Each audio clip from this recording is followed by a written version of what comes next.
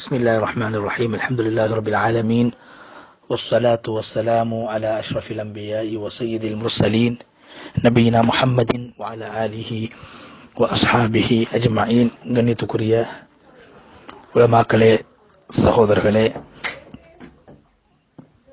நாங்கள் தொடர்ச்சியாக பார்த்து கொண்டு வருகிற எங்களுடைய ஃபிக்ஹுன் நவாஸிலுடைய தொடரிலே இன்றைய தினத்தில் நாங்கள் மிக முக்கியமான நவீன இரண்டு பிரச்சனைகள், இரண்டு விடயங்களுக்கான இஸ்லாமிய அறிஞர்களுடைய நிலைப்பாடு, தீர்வு என்னவென்பது சம்பந்தமாக பேச விரும்புகிறோம். அந்த வகையில் நாங்கள் இப்போது உலகத்திலே, இந்த நவீன உலகத்திலே நாங்கள் கேள்விப்படுகின்ற ஒரு விடயம்தான் இந்த ட்ரை கிளீன் என்று சொல்லுவார்கள். அதாவது தண்ணீர் படுத்த முடியாத, தண்ணீரால் கழுக முடியாத, தண்ணீரை பயன்படுத்தி சுத்தப்படுத்தவோ அழுக்குகளை போக்குவதற்கோ முடியாத சில புடவைகள், சில துணிமணிகள் சமூகத்திலே காணப்படுவதுண்டு.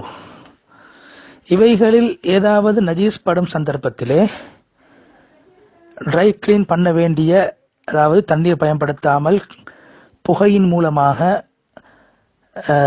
சுத்தப்படுத்தப்படுகின்ற அல்லது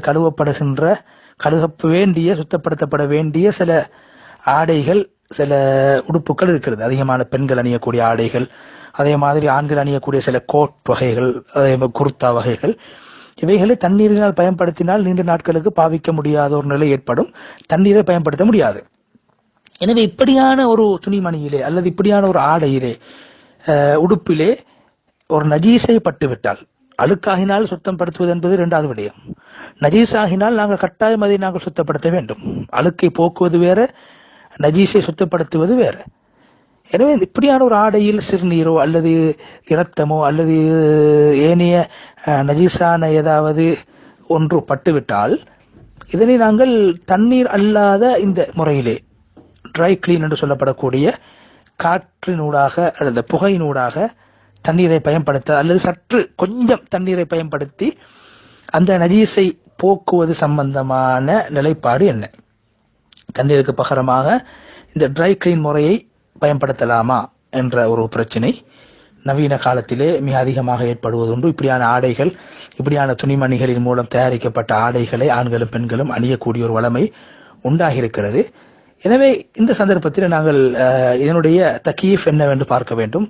ஃபிக்ஹுடைய இதனுடைய நிலைப்பாடு என்ன? முன்னைய உலமாக்கள் இது சம்பந்தமாக ஏதாவது பேசியிருக்கிறார்கள்? அவர்களுடைய காலத்தில் இப்படியான ஆடை அணிகலன்கள் காணப்பட்டிருக்கிறதா என்று பார்க்கிற போது, முன்னைய உலமாக்களுடைய காலத்தில் இப்படி ஒன்று இருக்கவில்லை. இந்த ட்ரை கிளீனிங் முறை அந்த காலகட்டத்திலே காணப்பட்டிருக்கவில்லை. அதனால் அவர்கள் நேரடியாக இது சம்பந்தமாக, ட்ரை கிளீன் சம்பந்தமாக, அரபியில் அல் கசீல் அல் ஜாஃப், தந்தீம் அல் ஜாஃப், அல் கசீல் அல் ஜாஃப், தந்தீஃப் அல் ஜாஃப், அத்தஹாரத்து பில் புகார் என்றெல்லாம் பல வார்த்தைகளை கொண்டு இதனை சொல்வார்கள்.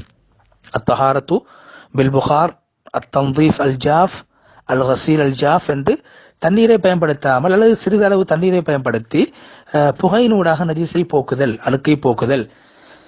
இது சம்பந்தமாக நாங்கள் பார்க்கும் போது, பொதுவாக ஒரு நஜீஸை போக்குவதற்கு எதை பயன்படுத்த வேண்டும், எப்படியான ஒரு திரவத்தினூடாக அல்லது வஸ்துவினூடாக ஒரு நஜீஸை சுத்தப்படுத்தலாம் என்பது சம்பந்தமாக அறிஞர்கள் பேசுகிற போது மூன்று கருத்துக்கள், மூன்று நிலைப்பாடுகள் அறிஞர்களுக்கு மத்தியிலே காணப்படுகிறது. நான் சூறாவை தக்கீஃபை பேசுகிறேன்.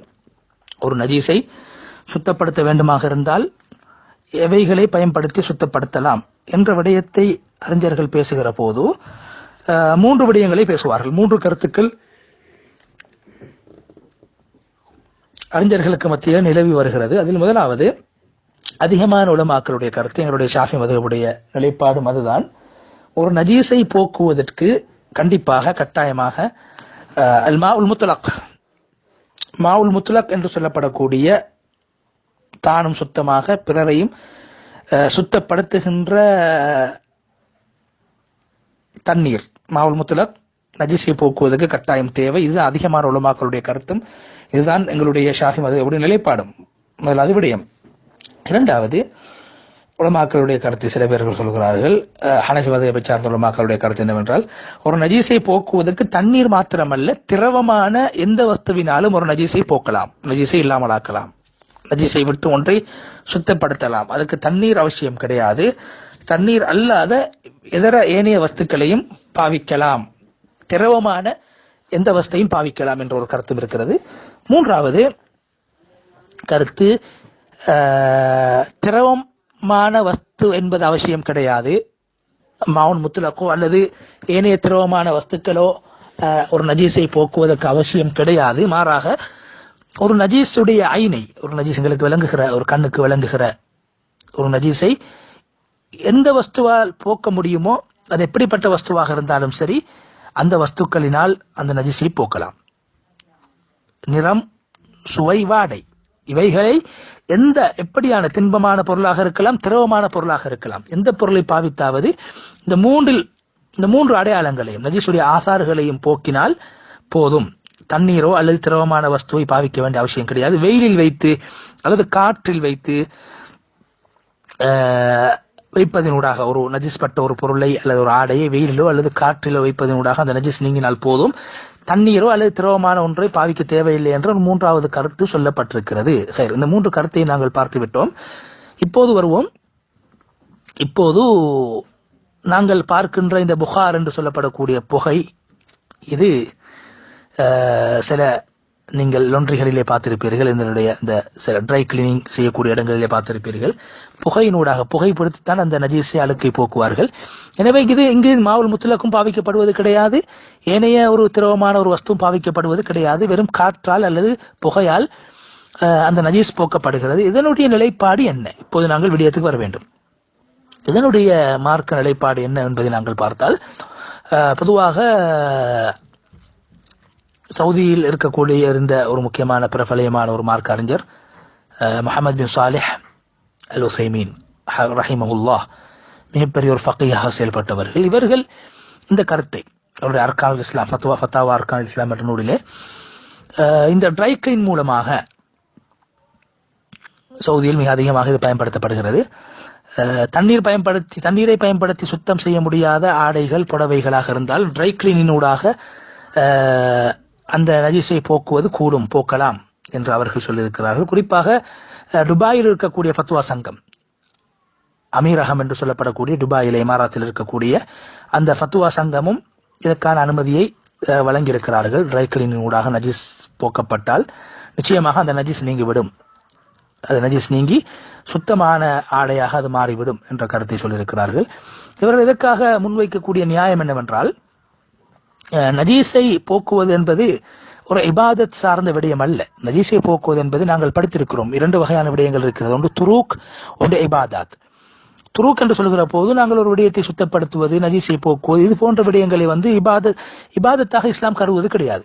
அதாவது நாங்கள் ஒரு நஜீஸை எங்களுடைய உடம்பில் பட்ட அல்லது ஆடையில் பட்ட நஜீஸை போக்குவதற்கு நியத்து வைத்துத்தான் அதை போக்க வேண்டும் என்று கிடையாது. எனவே நியத்து வைக்க தேவையில்லாத விடயங்களுக்கு அரபியிலே ஃபிக்ஹிலே துரூக் என்று சொல்வார்கள். துரூக், விடுகின்ற விடயங்கள். எனவே இந்த நஜீஸை இஸாலத்துன் நஜாசா எனப்படுகின்ற அந்த நஜீஸை போக்குகின்ற அந்த செயல்பாட்டை செய்வதற்கு நியத்து வைக்க வேண்டும் என்ற அவசியம் இல்லை. எனவே நாங்கள் பொதுவாக ஒன்றை விளங்கிக் கொள்ள வேண்டும், மாலா தஃப்தகிரு இலா நிய்யா, நியத்து வைப்பதற்கு தேவைப்படாத ஒரு கர்மம், ஒரு காரியம், ஒரு செயல்பாடாக இருந்தால் அதனை துரூக் என்று சொல்வோம். எனவே இந்த நஜீஸை போக்குவது என்பது துரூக்கிலே சேருகிறது. துரூக் என்றால் நியத்து வைப்பதற்கு, நாங்கள் நியத்து வைத்துத்தான் நஜீஸை சுத்தப்படுத்த வேண்டும் என்ற அவசியம் கிடையாது. அந்த அடிப்படையை வைத்து பார்க்கிற போது இந்த விடயத்துக்கு நஜீஸை போக்குவதற்கு நியத்து தேவையில்லை. நியத்து தேவையில்லாத ஒரு வம்சமாக இருந்தால் அங்கே ஐனுன் நஜாசா, நஜீஸுடைய ஐனை போக்கினால் போதும். அது எந்த வகையில் அந்த நஜீஸ் நீக்கப்பட்டாலும் பரவாயில்லை. தண்ணீர் அல்லது தண்ணீர் அல்லாத ஏதே வஸ்து அல்லது தண்ணீர் அல்லாத திரவ வஸ்து அல்லாத ஏனைய ஏதோ ஒரு வகையிலே ஐனுன் நஜாசா நீக்கப்பட்டால் போதும். அங்கு தண்ணீர் பயன்படுத்த வேண்டும் என்ற அவசியம் கிடையாது. இது துரூக்கிலே சேருகிறது. மேலா தஃப்தகிரு இலா நிய்யா, நியத்து வைப்பது அவசியம் அற்ற ஒரு விடயமாக இது கருதப்படுகிற காரணத்தினால் எந்த வகையில் செய்தாலும் போதும் என்று சொல்கிறார்கள். இதற்கு இவர்களுடைய இந்த கருத்துக்கு நிலைப்பாட்டுக்கு ஆதாரமாக சில நஸ்ஸுகளை கொண்டு வருகிறார்கள். அதாவது எங்களுக்கு தெரியும், பொதுவாக தண்ணீர் அல்லாத சில விடயங்களும் நஜீஸை போக்கும் என்றதுக்கான சான்றுகள் ஹதீஸிலே இருக்கிறது. தண்ணீருடைய பயன்பாடு இல்லாமல் சில நஜீஸ்களை போக்கலாம். அப்படியான ஆதாரங்களை இவர்கள் வலுவான ஆதாரங்களை முன்வைக்கிறார்கள் அவர்களுடைய கருத்தை நியாயப்படுத்துவதற்கு. அதில் முதலாவது என்னவென்றால், எங்களுக்கு தெரியும் எங்களுடைய பாதணி, எங்களுடைய செருப்பிலே பாதணியிலே படுகிற நஜீஸ் இருக்கிறது. நாங்கள் யாரும் பாதணிகளை பெரும்பாலும் கழுவுவது கிடையாது. நஜீஸ் படுகிற போது நாங்கள் பாதையிலே மிரித்து கொண்டு போகிற போது நாங்கள் பாதையால் நடந்து கொண்டு தொடர்ச்சியாக நடப்பதனூடாக எங்களுடைய பாதனையில் பட்ட அழுக்குகளும் அதே போன்ற நஜீஸ்களும் இல்லாமல் போய்விடுகிறது. தொடர்ச்சியாக நடப்பதுதான் எங்களுடைய பாதனையில் பட்ட நஜீஸ்களை போக்கக்கூடிய ஒரு விடயமாக நாங்கள் கருதுகிறோம். அங்கு நாங்கள் தண்ணீரை பயன்படுத்தவும் இல்லை, ஏனைய திரவங்களை பயன்படுத்தவும் இல்லை. தொடர்ச்சியாக முதாபஅத்துல் மஷி, தொடர்ச்சியாக நடந்து சென்றதினூடாக நஜீஸ் பட்ட பாதனையினூடாக சுத்தமான மண் உள்ள பிரதேசத்துக்குள் நாங்கள் நடந்து செல்வதனூடாக அந்த செருப்பிலே பட்ட நஜீஸ் சுத்தமாக்கப்படுகிறது. இது ஒரு பொதுவான விடயம். இது ஒரு பொதுவான ஹதீஸிலும் வந்திருக்கிறது. நபி அவர்கள் சொன்னார், செருப்பிலே படக்கூடிய நஜீஸாக இருந்தால் நீங்கள் தொடர்ச்சியாக சுத்தமான மண் உள்ள பிரதேசத்துக்குள்ளால் நடந்து சென்றால் போதும், அந்த அழுக்கு அந்த நஜீஸ் நீங்கினால் அது சுத்தம் என்று சொன்னார்கள். அது செருப்பு. அதே போன்று எங்களுக்கு தெரியும், பெண்களுடைய ஆடை, ஆண்கள் கரண்டை காலுக்கு கீழே உடுக்கக்கூடாது. பெண்கள் கரண்டை காலுக்கு கீழே ஒரு சாணை செய்யலாம் தேவை என்றால். ஒரு சாணை விட அதிகமாகவோ அவருடைய அந்த முழு அவுரத்தை மறைக்க வேண்டும் என்பதற்காக அவர்களுடைய அபாயாக்கள், நபியிடத்திலே சஹாபி பெண்கள் கேட்டார்கள், நாங்கள் அணியக்கூடிய ஜில்பாபுகளை கரண்டை காலுக்கு கீழே எங்களுக்கு அணியலாமா? நபி அவர்கள் தாராளமாக அனுமதி வழங்கினார்கள். இப்படியாக ஒரு பெண் நடந்து செல்கிற போது நிச்சயமாக அந்த பெண்ணுடைய ஆடையில் அழுக்குகள் அல்லது நஜீஸ்கள் படுகிற போது கூட அந்த பெண்களுக்கு கூட நபி அவர்கள் சொன்னார்கள், அவர்கள் எப்படி செருப்பை அணிந்து கொண்டு போகிற போது செருப்பிலே ஒரு நஜீஸ் பட்டுவிட்டால் சுத்தமான மண்ணுள்ள பிரதேசத்துக்குள்ளால் தொடர்ச்சியாக நடந்து செல்வதனூடாக அந்த நஜீஸ் நீங்கி விடுமோ, இல்லாமல் போய்விடும். அதே போன்றுதான் ஆடையிலே, பெண்களுடைய அபாயாக்களிலே, ஜில்பாபுகளிலே படுகிற நஜீஸ்களும் அவர்கள் தொடர்ச்சியாக அந்த ஆடையை அணிந்த வண்ணம், அணிந்த நிலையிலே மண்ணுள்ள பிரதேசத்துக்குள்ளால் அல்லது சுத்தமான ஒரு பிரதேசத்துக்குள்ளால் செல்வதனூடாக நிச்சயமாக அந்த நஜீஸும் நீங்கிவிடும். இந்த இரண்டு விடயங்களையும் வைத்து சொல்கிறார்கள். இங்கு பாருங்கள், அந்த மண் தான் தொடர்ச்சியாக நடந்து போகக்கூடிய நேரத்தில் படுகின்ற மண் பொழுதுதான் அந்த இரண்டு விதமான நஜீஸ்களையும் போக்குகிறது. எனவே இங்கு ஸல்லல்லாஹு அலைஹி வஸல்லம் அவர்கள் தண்ணீர் தான் என்று குறித்து சொல்லவில்லை என்ற விடயத்தை அவர்கள் சொல்லி, அவர்களுடைய அந்த இரண்டாவது அதாவது கூடும் என்ற நிலைப்பாட்டிலே, அதாவது ட்ரை கிளீனிங் ஊடாக நஜீஸ் போக்கப்பட்டால் அந்த நஜீஸ் பட்ட ஆடை அல்லது புடவை சுத்தமாக கருதப்படும் என்ற கருத்தை, முதலாவது கருத்தை முன்வைக்கிறார்கள். இரண்டாவது கருத்து, உலமாக்களே, சகோதரர்களே, மாணவர்களே, இதற்கு மாற்றமான ஒரு கருத்து இல்லை. ட்ரை கிளீன் பண்ணுவதனூடாக, புகையினூடாக ஒரு நஜீஸை சுத்தப்படுத்தினால் அது நஜீஸை போக்காது. மாவுன் முத்துலக், தண்ணீரை பயன்படுத்த வேண்டும். நஜீஸை, ஆடைகளில் படுகிற நஜீஸை போக்குவதற்கு கட்டாயம் தண்ணீரை தான் பயன்படுத்த வேண்டும் என்ற கருத்து நான் ஆரம்பத்திலே சொன்ன ஷாஃபி மதுஹபுடைய நிலைப்பாடும் அதுதான். ஷேக் பின் பாஸ் ரஹிமஹுல்லாஹ் அவர்களுடைய கருத்து இதுதான். அவர்கள் சொல்கிறார்கள், நஜீஸை போக்க வேண்டுமாக இருந்தால், நஜீஸை கழுக வேண்டுமாக இருந்தால், கழுகுவதற்கு கண்டிப்பாக தண்ணீர் தேவை. தண்ணீர் தான் சுத்தத்தின் அடிப்படையாக இருக்கிறது. சுத்தத்தின் அடிப்படை தண்ணீர். ஏன் அல்லாஹ் குர்ஆனிலே வஅன்ஸல்னா சூரா ஃபுர்கானுடைய வசனம் எங்களுக்கு தெரியும், வஅன்ஸல்னா மினஸ் ஸமாஇ மாஅன் தஹூரா, நாங்கள் வானத்திலிருந்து சுத்தப்படுத்தக்கூடிய நீரை நாங்கள் இறக்கியிருக்கிறோம். எனவே மா என்பதனுடைய அடிப்படை அது தஹூராக இருக்குது.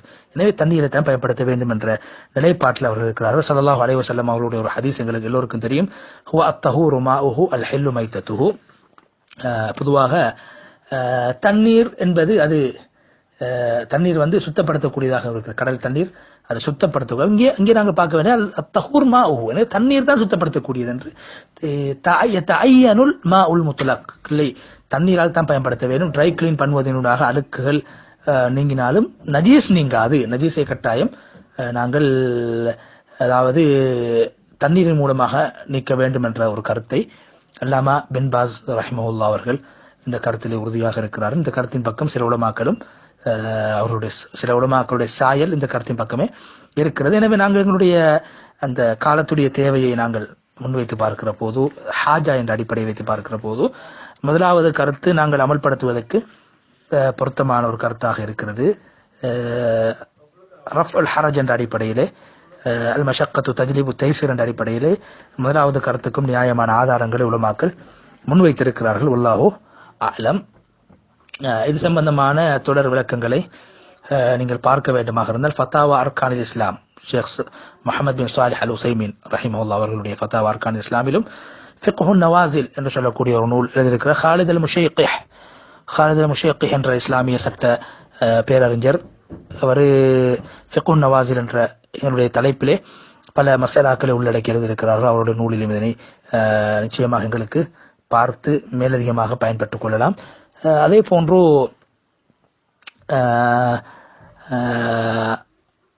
அந்நவாசில் ஃபி தஹாரத்தி வஸ்ஸலா,